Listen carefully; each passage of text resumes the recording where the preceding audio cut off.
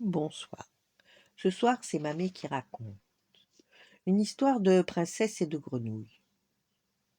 Le sorcier vaudou qui avait métamorphosé le prince en grenouille s'inquiétait. Tous ses plans menaçaient maintenant de s'écrouler. Grâce à son talisman magique, il avait aussi transformé Laurence en prince pour qu'il épouse Charlotte. Le sorcier comptait ainsi s'emparer de la fortune de la jeune fille. Mais le talisman perdait de son pouvoir. Il devait donc capturer le prince afin de le recharger de quelques gouttes de son sang. À moi, ombre maléfique, invoqua-t-il, ramenez-moi le prince grenouille sans tarder. Les silhouettes griffues s'envolèrent donc par la fenêtre et retrouvèrent rapidement la trace de Naven dans les bayous. Il avait avec Tania chez Mama Odile, la magicienne, pour qu'elle leur rende forme humaine. Au secours! Hurla la petite grenouille lorsque les ombres s'agrippèrent à lui pour l'emporter. Kiana, Louis l'alligator et Ray la luciole essayèrent bien de le retenir, mais en vain. Personne ne pouvait lutter contre les forces des ténèbres. Personne, sauf une puissante magicienne. Et pouf! Mama Odile désintégra les ombres maléfiques. Pas mal pour une vieille dame aveugle, non? Ricana-t-elle. Naven avait eu de la chance. Mama Odile et son serpent Joujou habitaient justement ici, dans un bateau des marais bizarrement échoué entre les branches d'un arbre.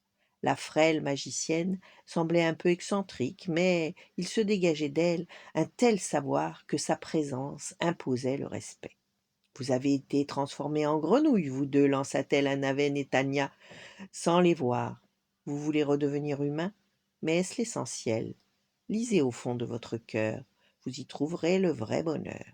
Naven et Tiana insistèrent, ils voulaient redevenir humains avant tout. Alors Mama Odile leur révéla que si Naven embrassait Charlotte, le sortilège vaudou serait annulé. Seul le baiser d'une princesse pourra me délivrer, protesta Naven, et Charlotte n'est pas une princesse. Mais si, comprit soudain Tania, son père a été sacré roi du Mardi Gras. Elle est donc une princesse, jusqu'à la fin de la fête. Et une princesse, malgré tout, c'est mieux que pas de princesse du tout, non? Remarqua Mama Odile d'un ton espiègle. Alors Naven rougit, oui. Le baiser de Charlotte lui conviendrait très bien. Tania et Naven n'avaient pas beaucoup de temps devant eux pour retourner en ville. Charlotte ne serait princesse du Mardi Gras que jusqu'à minuit. Passé ce délai, son baiser n'allumerait pas le sortilège vaudou, et Tiana et Naven garderaient à jamais leur apparence de grenouille. Mais on va pas traverser le bayou à la nage, s'inquiéta Tania. J'ai une idée, déclara alors son ami Louis l'alligator, et il les conduisit aux vapeurs, le bateau à aube qui descendait le fleuve, emmenant des gens costumés au carnaval de la Nouvelle-Orléans. Tiana, Naven, Louis et Ray la Luciole montèrent à bord. Par chance, un groupe de jazz prit Louis pour un musicien déguisé et ils l'invitèrent à jouer avec eux. L'alligator réalisait enfin son rêve. Naven soupira. Lui aussi, il voulait réaliser son rêve, et il venait de comprendre ce qui comptait plus que tout au monde pour lui. C'était Tiana. Elle est la femme de ma vie, Ray, confia-t-il à son ami. C'est elle que je veux épouser, pas Charlotte. Je vais la demander en mariage dès ce soir. Bien sûr, Naven renonçait à la fortune de Charlotte, mais avec Tiana, il serait riche d'amour.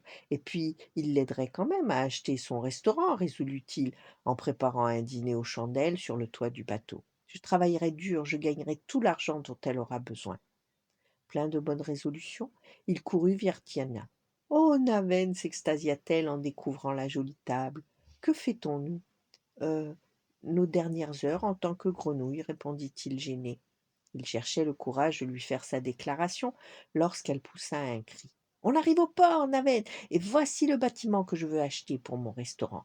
Quand je pense que grâce à votre mariage avec Charlotte, je pourrai payer l'agent immobilier à temps, c'est ma dernière chance. Si je ne règle pas cette somme demain, la raffinerie ira à l'autre acquéreur.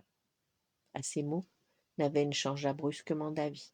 Il préférait se sacrifier et épouser Charlotte, sinon Tiana serait trop malheureuse de perdre son restaurant.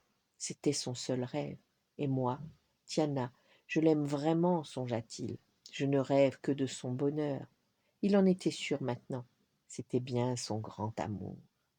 Voilà, bonne nuit, faites de beaux rêves et à demain.